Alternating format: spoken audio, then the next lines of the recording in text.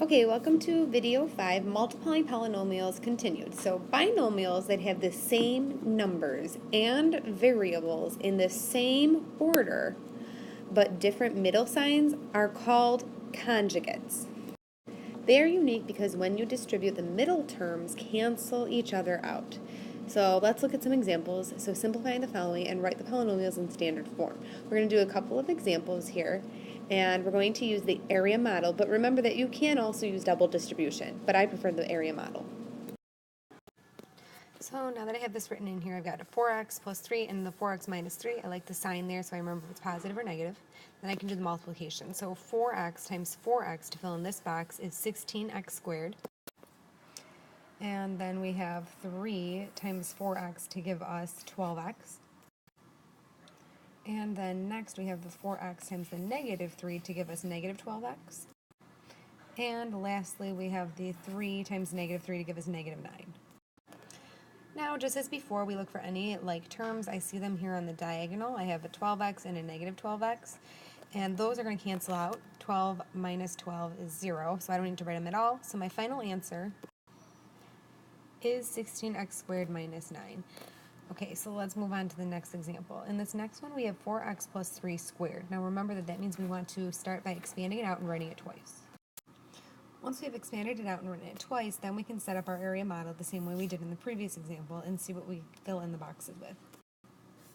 So I have my 4x plus 3 and 4x plus 3 on each side. Now I'm going to fill in similarly to the previous one. So 4x and 4x is 16x squared. And then we do the 3 times 4 to get 12x again. And then we have this 4x times a positive 3 this time, so it's still 12x.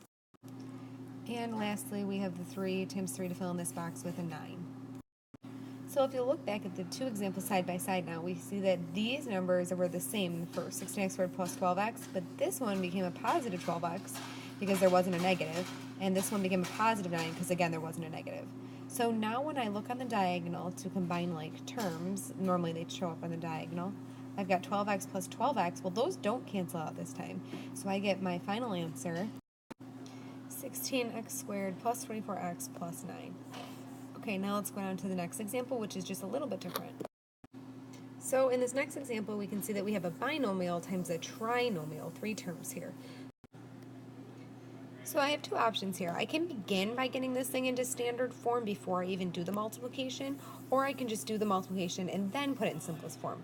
I'm going to do the second one, but it really is up to you. You can decide to instead put it in standard form first and then do the multiplication. It'll save you at the end.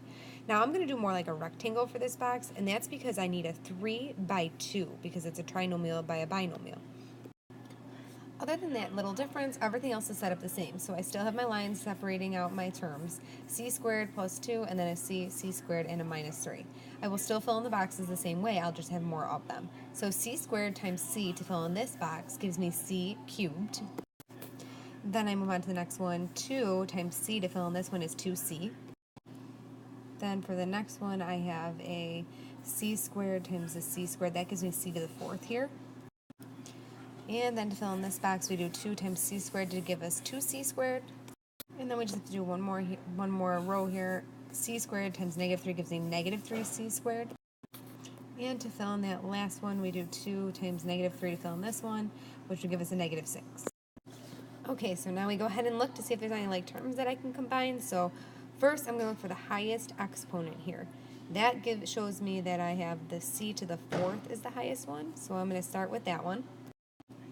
Then as I look through, my next highest I see is c to the 3rd, and I only see 1 here. So I'm going to write that one, plus c to the 3rd.